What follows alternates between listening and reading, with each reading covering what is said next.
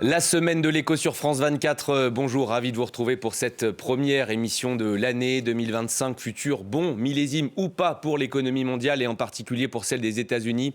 On se posera bien sûr la question, Donald Trump lui prend officiellement ses fonctions le 20 janvier prochain, hausse des droits de douane, baisse des impôts et désormais visée expansionniste. Quel impact aura sa future politique sur l'économie américaine et mondiale ? On le verra. Dans ce contexte, la question est toujours la même. Que peuvent faire les Européens ? Coincés entre Washington et Pékin, le vieux continent voit ses historiques moteurs franco-allemands s'affaiblir de jour en jour. Un sursaut européen est-il encore possible ? C'est l'enjeu, bien sûr, ici. Sursaut nécessaire aussi au niveau mondial en matière climatique. De plus en plus fréquentes, les catastrophes naturelles menacent-elles l'économie mondiale de demain ? Quid également de cette transition énergétique avec le retour à la Maison-Blanche de Donald Trump ? Le programme, vous l'avez compris, est chargé aujourd'hui. Je vous présente ceux qui m'accompagnent en plateau. Bonjour Pascale Joannin. Bonjour. Vous êtes la directrice générale de la Fondation Robert Schuman. Face à vous, Véronique Riche-Flores. Bonjour. Bonjour. Vous êtes économiste indépendante.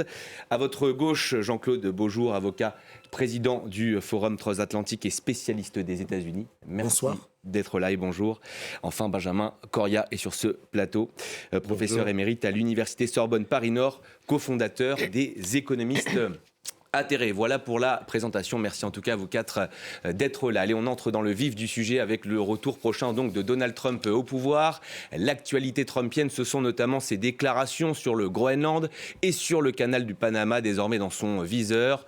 Selon Donald Trump, ces territoires sont vitaux pour la sécurité économique américaine. Je vous propose d'écouter un extrait de sa conférence de presse dédiée à sa future politique étrangère.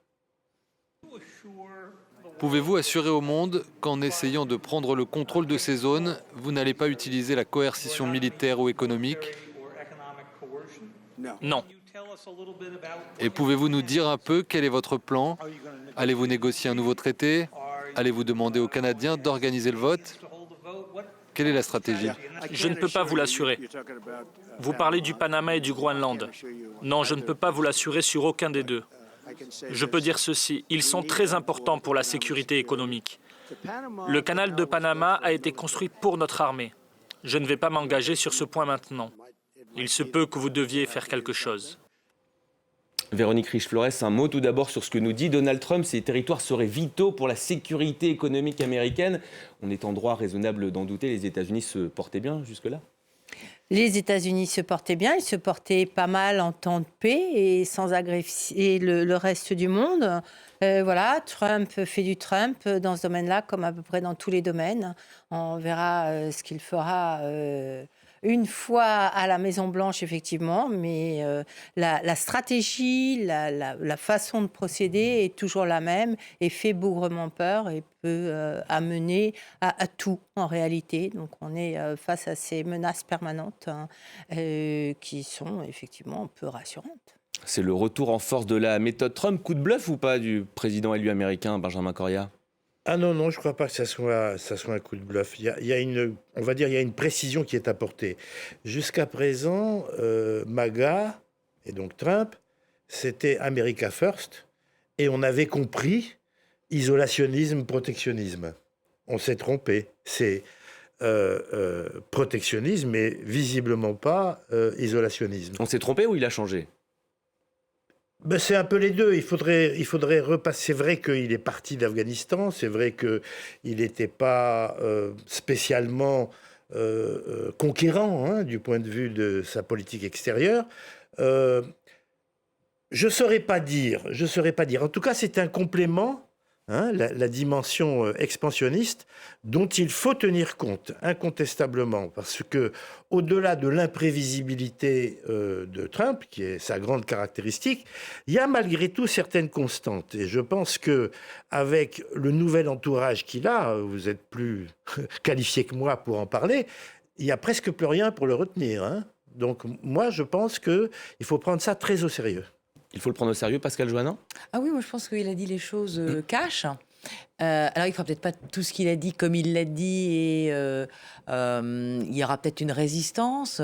Même le Royaume-Uni l'a dit aujourd'hui, a priori, eux pensent qu'il n'ira pas au bout de ses ambitions. Non, mais attendez, il y a beaucoup de provocations quand même chez Donald Trump. Hein. C'est je crie plus fort, puis après je vois s'il y a les cendres qui retombent et comment elles retombent. C'est ça aussi la méthode Trump. Voilà, c'est ça la méthode Trump.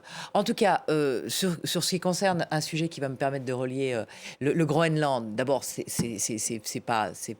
quelque chose qui appartient à un pays membre de l'Union européenne. Le Danemark en l'occurrence. Ils ont déjà une base. Hein, donc, s'ils veulent traiter avec le Danemark, qui est un pays membre de l'OTAN, pour ouvrir une deuxième base, parce qu'ils pensent en effet que leurs intérêts vitaux dans la région mériteraient d'une présence, c'est une chose.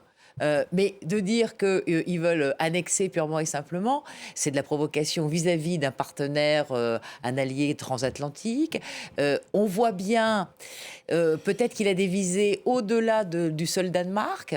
Parce que quand on regarde, en parlant du Canada et du Groenland, on voit tout de suite l'Arctique. L'Arctique, dont le voisin immédiat, l'autre, c'est la Russie. C'est la Russie qui veut considérer un peu cette zone comme sa Mare Nostrum. Avec le réchauffement climatique, c'est une mer qui n'est plus gelée en permanence dans l'année. Ils y ont planté un drapeau symbolique en disant « c'est chez nous ». Donc peut-être en effet que indirectement en visant le Canada, qui est un pays indépendant, mais dont je rappelle le chef d'État, et c'est un pays du Commonwealth, hein, donc il y aura aussi le Royaume-Uni à un moment donné dans la partie. Le Groenland, qui est donc une souveraineté du Danemark, il a peut-être des visées vis-à-vis d'un territoire qui est pour l'instant pas protégé comme l'est l'Antarctique. Hein, il faut bien le voir. Et que peut-être, en effet, il essaie de bouger un peu les choses avec une confrontation qu'il va avoir avec Poutine sur l'Ukraine. Et donc, il y a l'Arctique, peut-être, qui est aussi un billard à plusieurs bandes. Il y a cette question-là qui pourrait être dans ses visées géostratégiques pour profiter un peu de toutes ces ressources qui seront, du fait du dégel, accessibles un jour. Qu'est-ce que ça nous dit de ce Trump 2025, qu'en dit le spécialiste des États-Unis que vous êtes? Vous avez demandé est-ce qu'on devait prendre Donald Trump au sérieux. J'ai envie de vous répondre oui. Pourquoi? Parce que c'est le président des États-Unis. Lorsque le président des États-Unis s'exprime, il s'exprime au nom de la première puissance du monde et on ne peut pas dire que c'est une discussion de salon. Donc oui, il faut le prendre au sérieux. Qu'il prononce ses souhaits en indiquant quels sont les différents éléments stratégiques pour les États-Unis, c'est aussi son droit. Finalement, il est en droit de dire qu'aujourd'hui, telle ou telle région serait stratégique pour la souveraineté économique des États-Unis. Là encore, c'est son droit. Pour autant, le vrai sujet, c'est par quels moyens il parvient. Il y a deux façons. On a parlé de coercition économique et on a parlé de coercition en gros militaire. Il avait déjà voulu racheter le Groenland en 2019, fin de non-recevoir. Coercition économique. Il y a déjà eu des batailles commerciales entre l'Europe et les États-Unis. Il y a des processus juridiques pour les régler. On se souvient de la bataille entre Airbus et Boeing. On sait gérer cela, même si ça peut avoir des conséquences dramatiques entre nos deux régions, parce que nous sommes des partenaires économiques importants. Il n'y a pas que les Américains qui sont importants pour nous, nous sommes aussi importants pour les Américains. Ce qui est plus dangereux, c'est surtout l'éventualité, en tout cas la réflexion suivant laquelle notre plus grand allié, qui dispose du bouclier nucléaire pour protéger éventuellement l'Europe en cas d'attaque, qui est avec nous sur des principes, liberté, état de droit, système international, disent aujourd'hui, eh bien je pourrais par la force annexer, occuper une partie du territoire européen parce que ça va dans le sens de mes intérêts. Là, c'est tout le système international d'après-guerre qui s'effondrerait. Je rappelle que l'article 42, paragraphe 7 du traité de l'Union prévoit une solidarité en cas d'attaque par la force armée d'un pays de l'Union, prévoit une solidarité et des réactions de la part des autres pays membres. Donc, imaginez un peu l'hypothèse, ça serait une hypothèse où nous serions en guerre contre les États-Unis, quasiment, alors même que nous venons de dire que le président américain élu vient de dire que cette guerre entre l'attaque russo-ukrainienne est inacceptable, qu'elle a fait trop de morts. Vous voyez un peu l'ambiguïté et sur la scène internationale, ce que ça donnerait. Donc, je pense que nous n'arriverons pas pour cette raison. Je pense que, et vous avez dit tout à l'heure que plus rien ne peut arrêter Donald Trump, Je ne suis pas convaincu de cela. Pour l'instant, nous sommes juste après l'élection. Il y aura l'investiture. Nous vous donnons rendez-vous lundi prochain, le 20 janvier. Mais il y a malgré tout les institutions. Je reste confiant sur les institutions démocratiques. Il y a malgré tout un Parlement, un Sénat qui saura probablement, même s'il y a majorité républicaine, lui faire entendre raison s'il avait des velléités guerrières. Il irait pour quelle raison conquérir le Groenland, conquérir entre guillemets pour les sous-sols riches en ressources naturelles? Il y a des ressources indéniablement, des ressources qui sont zioutées, mais dont n'ont pas forcément besoin les Américains. Voilà, s'il y a bien des régions... Les États-Unis n'ont pas besoin du Groenland aujourd'hui? Non, en tout cas pas pour mettre la main sur des ressources pour leurs propres besoins. Après, il y a une autre stratégie qui consiste à effectivement avoir des visées sur des ressources dans un périmètre beaucoup plus large pour tenir le monde en grippe. Et puis, il y a une autre préoccupation qui est ce conflit commercial avec la Chine. Parce que le Groenland et l'Arctique est quand même la visée chinoise d'une nouvelle voie de communication fluviale. Et donc là, vous avez le passage, effectivement, qu'espèrent impatiemment, je dirais, les Chinois, comme un raccourci pour déverser leurs produits plus facilement. Donc, il y a le frein à cet espoir chinois. De l'autre côté, le canal de Panama, c'est également la voie fluviale privilégiée pour le commerce avec l'Asie. Donc il y a quand même cette stratégie de guerre commerciale avec la Chine qui probablement participe de ce discours également très offensif sur ces zones-là. Un commentaire sur ce qui vient d'être dit? Non, mais... Ça rejoint un peu ce que j'ai dit tout à l'heure sur l'Arctique. Oui. Et voilà. Il y avait la Russie et la Chine également. Oui, mais si vous voulez, comment on peut déclarer que le Groenland, le Canada, etc. sont des intérêts stratégiques et continuer à dire Taïwan, qui est à 20 km de la Chine, n'appartient pas à la Chine. C'est totalement impossible. Donc, simplement, moi, ce que je note, c'est que on est définitivement rentré dans ce qu'on peut considérer comme un monde post-global, qui était défini par les principes que vous avez rappelés et quelques autres, et puis les institutions qui sont elles aussi toutes en crise. Et là, Trump franchit deux lignes rouges d'une certaine manière.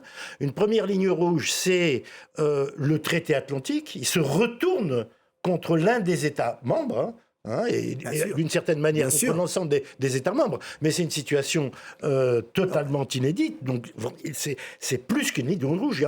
Il enfonce des choses fondamentales. Et la deuxième ligne rouge, c'est qu'on a parlé des ressources du Groenland, mais la ressource principale du Groenland, c'est sa glace, c'est le climat.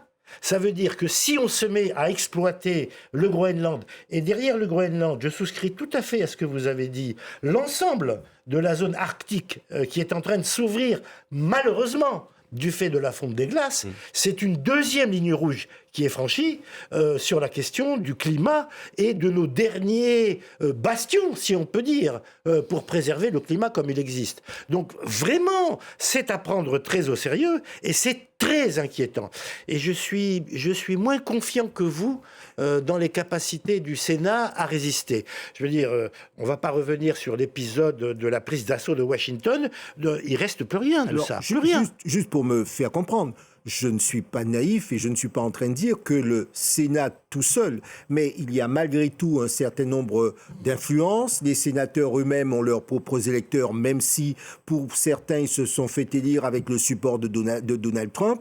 Mais une fois élus, il y a un certain nombre d'acteurs. Et puis les États-Unis, vous avez raison quand vous dites c'est l'effondrement, mais l'effondrement d'un système, il y aurait une telle pagaille, y compris sur le plan économique, y compris affectant l'économie américaine, que je pense qu'à un moment donné, un certain nombre de voix pourrait s'élever en disant attention, on va trop loin. C'est en ce sens que je dis, c'est pas de la naïveté, c'est de dire j'espère qu'un sursaut, si ça devait arriver, qu'un sursaut viendrait des uns et des autres, d'un certain nombre de leaders d'opinion, leaders internationaux, pour pouvoir dire non seulement à Donald Trump, mais y compris en interne, attention, n'allons pas trop loin parce que nous avons tous à perdre à ce qu'il y ait un effondrement du système international. Pagaille aussi peut-être à venir avec les droits de douane que promet Donald Trump à de nombreux pays, notamment le Canada avec ses 25%. Ah bah, il y a le Canada, il y a la Chine. On voit bien que de toute façon, ce que disait tout à l'heure Benjamin, c'était en effet America First. C'est-à-dire,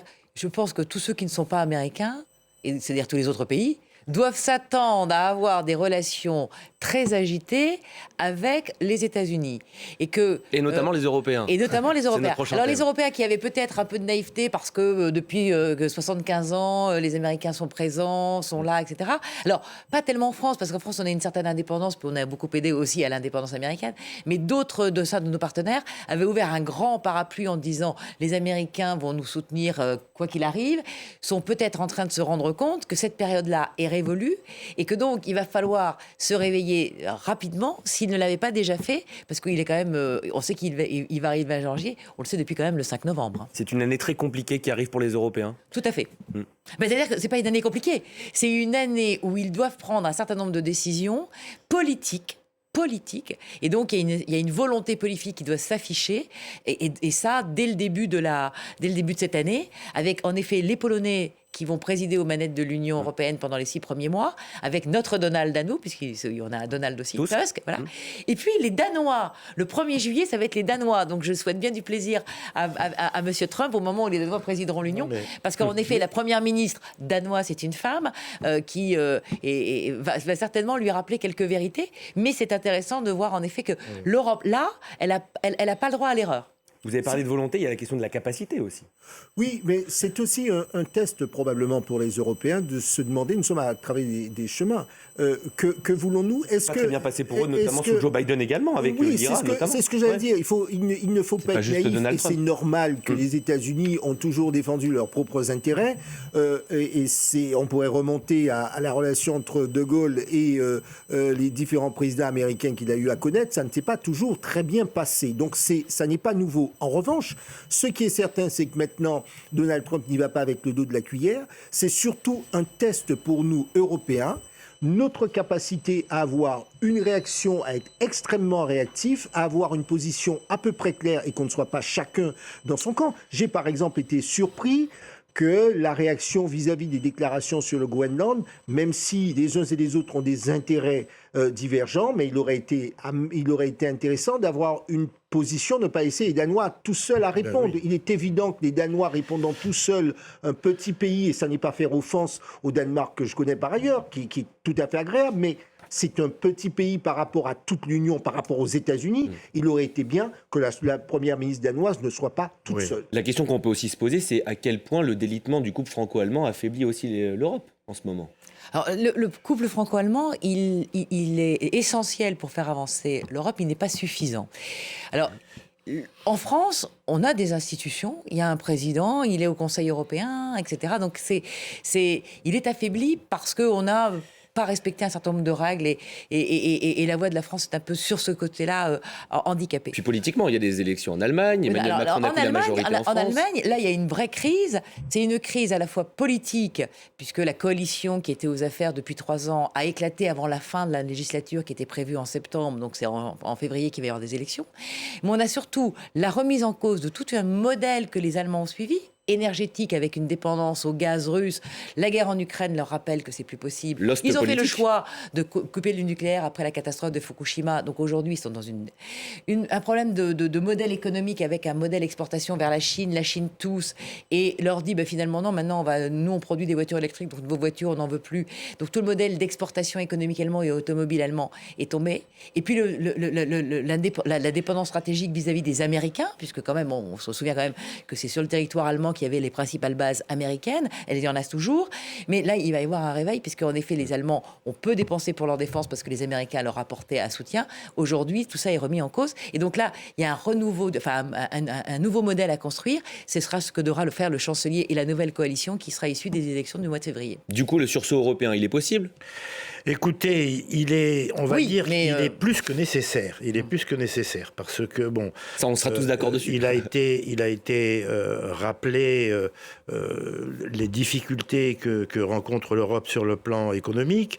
On est quand même obligé de reparler de l'Ukraine, où il y a un défi qui va encore monter avec la nouvelle politique de Trump. On la connaît pas, mais l'Europe risque quand même de se retrouver d'une certaine manière encore plus sollicitée qu'avant.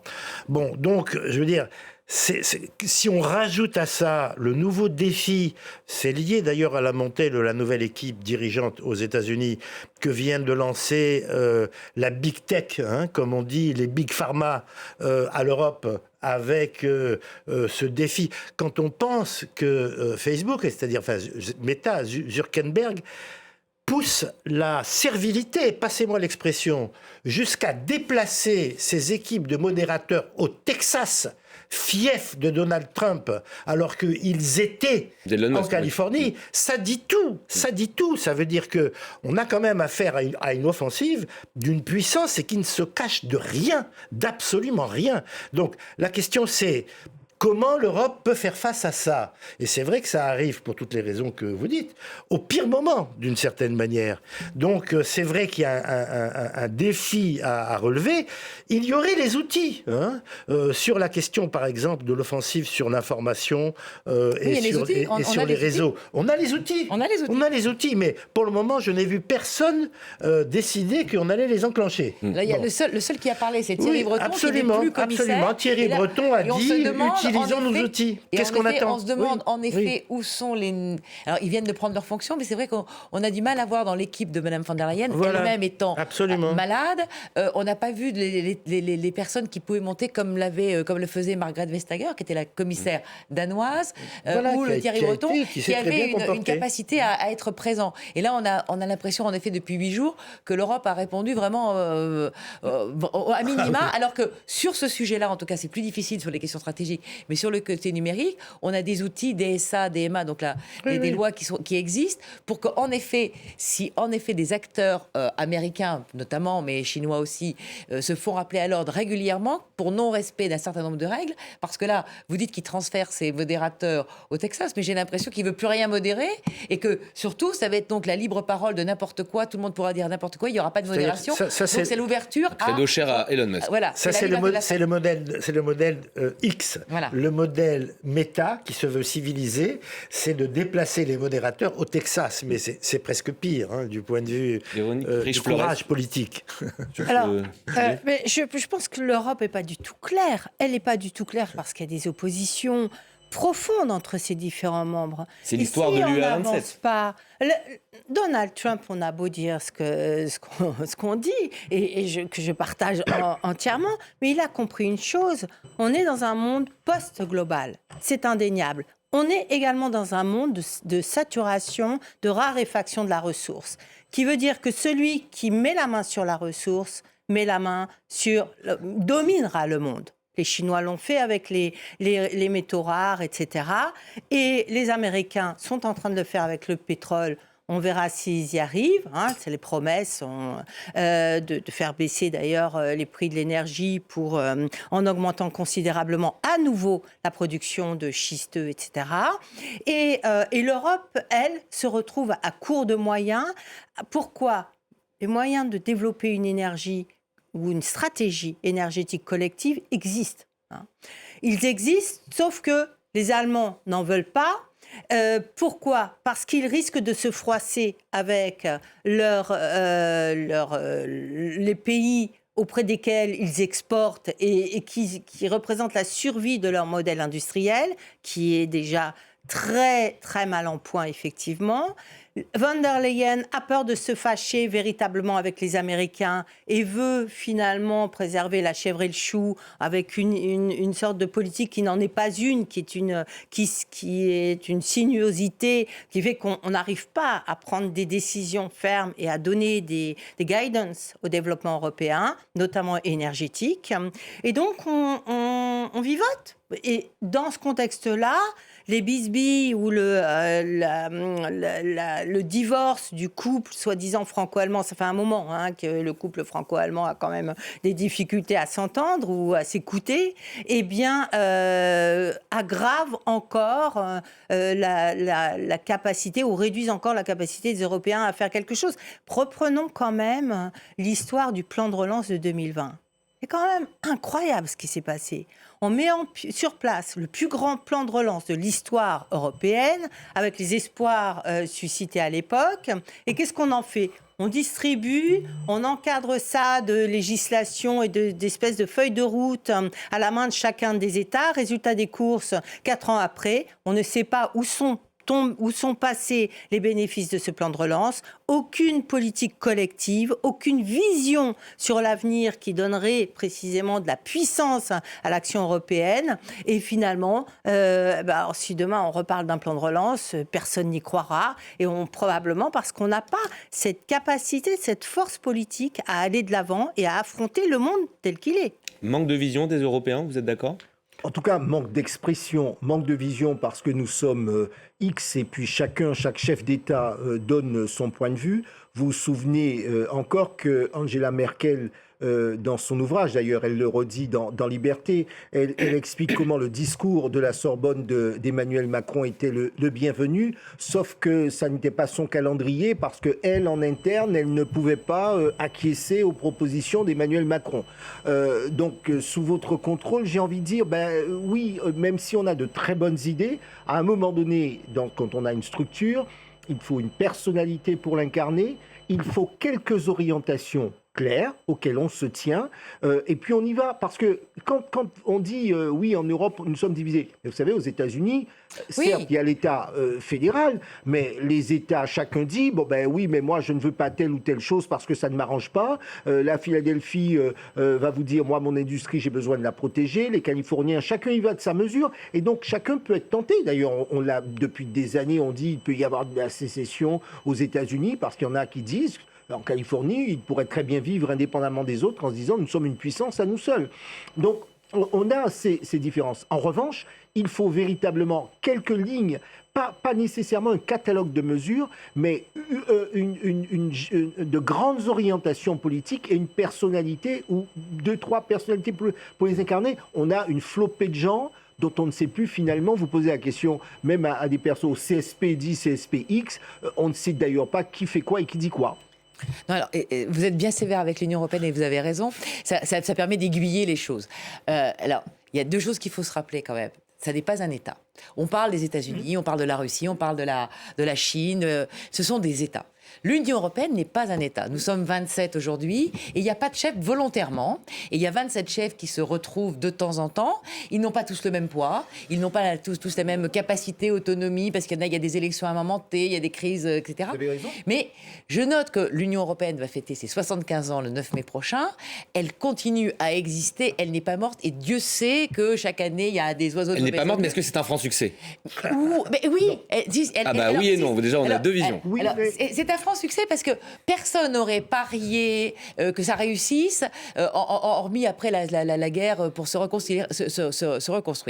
Vous avez aujourd'hui une puissance, on peut ne pas mais c'est la 3e puissance commerciale du monde, derrière la Chine et les États-Unis. Ensemble, pas mais c'est pas une puissance complète puisqu'il n'y a pas en effet le chef, il n'y a pas la puissance militaire, stratégique, etc. Donc c'est là où il faut qu'on développe un certain nombre de choses. Il y a une prise de conscience depuis quand même la guerre en Ukraine et puis la crise Covid qu'on a réussi à faire des choses qui n'étaient pas impensables. L'emprunt européen, personne n'en avait jamais voulu. Il a quand même réussi à être mis en place. Donc voyons le fait comme quoi ça existe plutôt que ça ne s'est pas fait. Et puis vous avez des challenges qui sont en effet, qui piquent un peu le rappel des Européens. Moi je pense que ils ont la capacité de le faire, mais il faut qu'ils aient la volonté. Et l'Europe, ça n'est jamais que ce que les États voudront bien faire. S'il n'y a pas d'accord, c'est pas Bruxelles qui est forcément à blâmer, c'est les chefs d'État et de gouvernement qui n'ont pas réussi à se mettre d'accord. Juste un mot et on donne la parole à Benjamin Correa. Juste un mot. Vous êtes l'experte et je comprends parfaitement ce que vous dites. Vous êtes dans les explications. Sauf qu'aujourd'hui, nous avons un besoin d'action. Oui. En face, mais c'est les chefs d'État et de gouvernement qui répondront, c'est pas Mme von der Leyen. Vous avez mais complètement raison. Vous avez complètement raison et donc vous nous expliquez pourquoi les choses ne sont pas optimales. Les résultats ne sont pas complètement au rendez-vous. Sauf qu'aujourd'hui, nous avons, et c'était votre question de départ, face à Donald Trump, face à une puissance, et d'autres, parce qu'on parle de Donald Trump, mais nous avons la Russie, nous avons les Chinois, etc. Ah oui, on les a tous, et bien, même les Turcs. Face à tout le monde, la difficulté, en tout cas, nous avons une exigence de résultats, une exigence de prise de position autour de quelques lignes politiques fortes pour pouvoir avancer. Oui. C'est ça le vrai sujet. Benjamin Correa, depuis tout à l'heure, je vous vois réagir. Oui. Non, moi, je suis très à l'aise parce que j'ai été un fervent défenseur de l'Europe. J'ai beaucoup travaillé avec l'Union européenne, enfin avec mes modestes moyens, mais vraiment, j'ai fait tout ce que j'ai pu. Mais là, j'en arrive à la conclusion que on a fait complètement fausse route. Alors, je vais faire bref, mais au moins dans deux directions. La première direction, c'est la question, c'est pas qu'on ait un chef ou pas, etc. On peut avoir des processus de prise de décision multiples. C'est que notre processus de prise de décision, tel qu'il résulte des institutions et de l'élargissement à 27, il empêche la prise de décision. Bon, et ça s'est vu sur dans tous les moments importants, y compris. Ça a marché pendant le Covid. Y compris. Oui, le Covid, ça a été une espèce d'exception. Encore qu'il y aurait beaucoup de choses à dire. Mais c'est vrai que à ce moment-là, il y a eu des choses qui ont été faites. Mais face à la multiplication des crises, le processus de prise de décision par la règle de l'unanimité, voire même de la majorité qualifiée, n'a pas permis de faire face. Ça, c'est sur le plan, on va dire, institutionnel. Et c'est pour ça que, par exemple, sur le Groenland, c'est un silence sidérant. Oui, sidérant. Bon.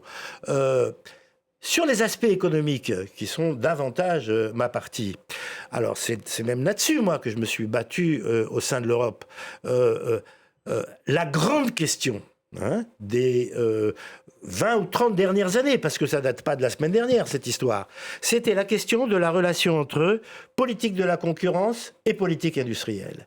En Europe, ça a été tranché entièrement du côté de la politique de la concurrence. C'est-à-dire qu'il fallait surtout pas laisser se constituer une quelconque puissance industrielle dans un domaine quelconque. Parce que l'idée c'est par la politique de la concurrence qu'on va baisser les prix et qu'on va satisfaire les consommateurs européens. Le résultat des courses, c'est que pendant que les États-Unis, et j'allais dire la NASA, la DARPA, etc., ont fait pleuvoir des milliers de milliards de dollars sur la Californie, sur ce qui est aujourd'hui la Big Tech et qui fait aujourd'hui la puissance américaine, y compris spatiale, etc., nous, on était totalement empêchés de le faire, interdit de le faire. Ce qu'a fait la Chine dans son domaine, alors en particulier dans les technologies de l'énergie renouvelable d'un côté, et de l'autre côté, on le voit maintenant dans les voitures électriques. Rien. L'Europe, rien. Et rien parce qu'elle s'est empêchée de le faire. Dans le domaine des nouvelles technologies. Moi, je suis frappé. Quand je me promenais à Bruxelles, les immeubles de ce qu'était la DG4, c'est-à-dire la politique de la concurrence, c'était interminable. Et ça s'étendait en permanence. Quand on demandait la politique industrielle, c'est où ? Il y avait même pas un demi-bureau. Même pas un demi-bureau. On sent que parce le sujet qu'il vous n'était pas travaille. question d'en faire. Bon. Donc, vous pouvez toujours dire oui, on va. Absolument pas. C'est trop tard. On ne sait pas donner les moyens d'eux. Alors, préparons la future révolution technologique. Celle d'après la voiture électrique. Oui, mais avec quoi ? Il n'y a toujours rien.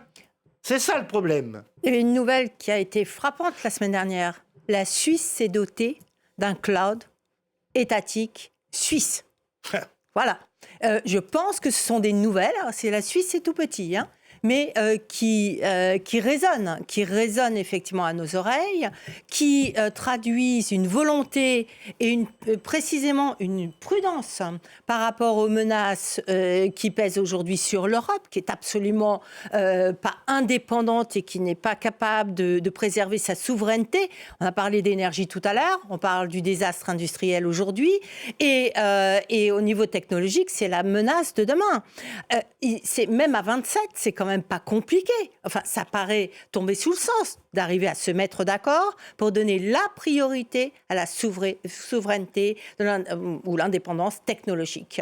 Et le cloud, numéro 1, comme objectif, on ne sait pas le faire. Autre on ne peut menace, pas le faire. et on n'en a pas parlé aussi, c'est le climat, le champ. On s'est empêché de le faire. On a empêché la constitution de groupes capables de faire ça. Et c'est ça le drame. Il y a quand même des pays qui sont responsables de cet empêchement.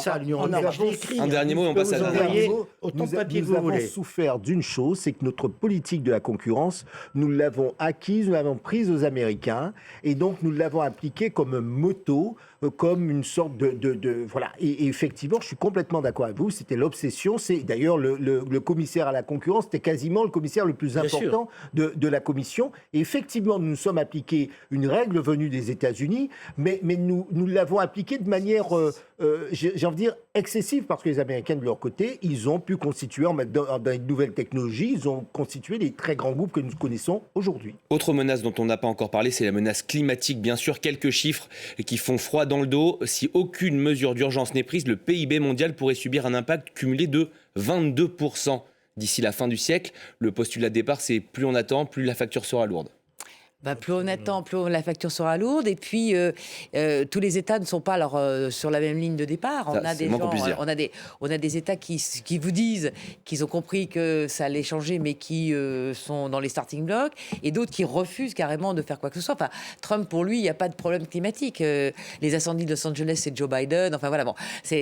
Donc, c'est un problème mondial. Donc, on peut essayer de le régler. L'Europe l'a fait à un modeste niveau qui était le sien. Pas forcément en faisant des choix qui étaient suivi par d'autres, ce qui fait que si on n'est pas en effet sur une réponse qui est, j'allais dire, globale, on n'arrivera pas, parce que les problèmes... Donc on n'y arrivera pas.